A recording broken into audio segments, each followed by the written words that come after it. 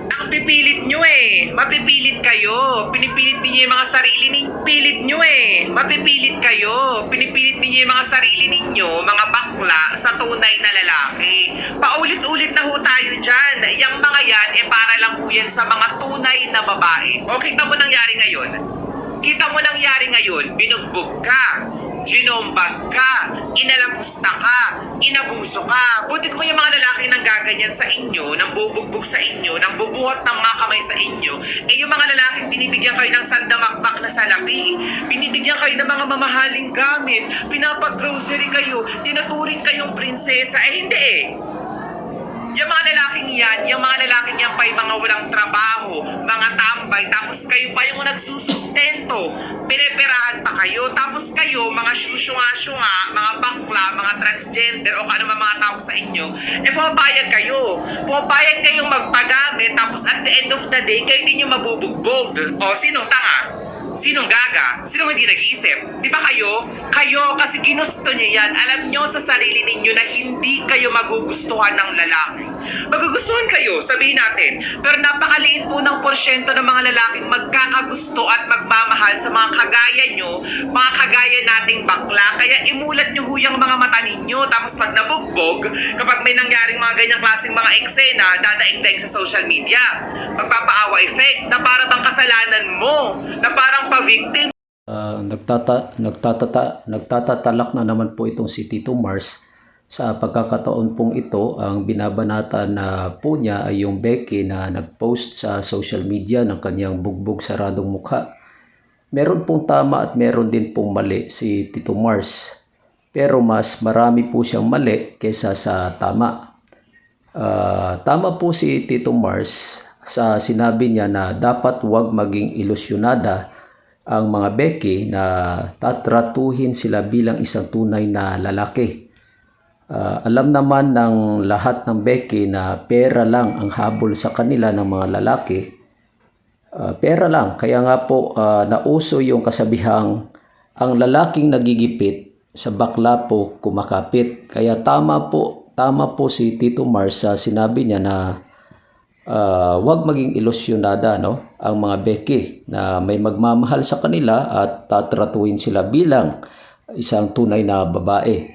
Dahil ang relasyon po ng isang Becky, transgender o bakla o anumang tawag sa kanila at ng isang tunay na lalaki ay reciprocal, okay?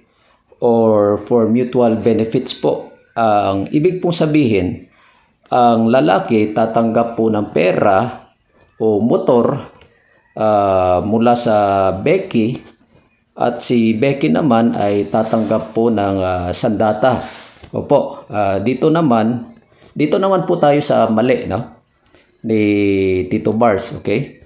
Si Tito Mars ay mali sa sinabi niya na kasalanan ng Becky na majumbags at mag-post sa social media.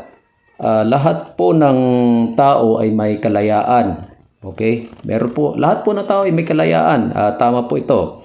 Totoo po ito. Kalayaang magpahayag, kalayaang mag-isip, kalayaang gawin niya ang gusto niya at iba pa po. Okay? At iba pa.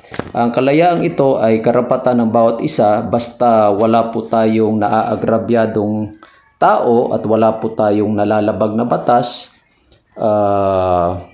Tulad po ni Tito Mars, talak siya ng talak kahit hindi po niya alam ang tunay na pangyayari at kahit hindi po niya alam ang mga bagay-bagay. Pero karapatan po ni Tito Mars na magpahayag ng kanyang sarili, ipahayag ang kanyang saloobin o sa anumang isyu.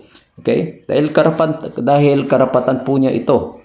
Isa pa, wag sana sabihin ni Tito Mars na ginumbag sa Becky dahil bakla siya o dahil isa siyang Becky, okay? Sa tingin ko po ay hindi ganon. Mapa-Becky man o tunay na babae ay talagang nagjo-jombags po ng karelasyon nilang lalaki. Sa katunayan nga po noong nakaraang araw sa 24 oras isang babae po pinaulanan ng saksak ng kanyang karelasyong lalaki. Okay? Yan po, patay po yung babae. Kaya wag po sabihin ni Tito Mars na Becky lamang ang nabubugbog. Okay? Kasi kahit tunay na babae ay nabubugbog din po. At tsaka walang sino man ang may karapatan na mambugbog sa kapwa niya na walang dahilan. Okay? Wala po talaga. Walang karapatan ang sino man na mambugbog sa kapwa niya na walang dahilan. Okay? Dahil meron po tayong mga batas katulad po ng BAUSI o Violence Against Women and Children o yung Republic Act 9262. Pero hindi po pasok yung Becky na nabugbog dahil hindi naman po siya babae. Okay?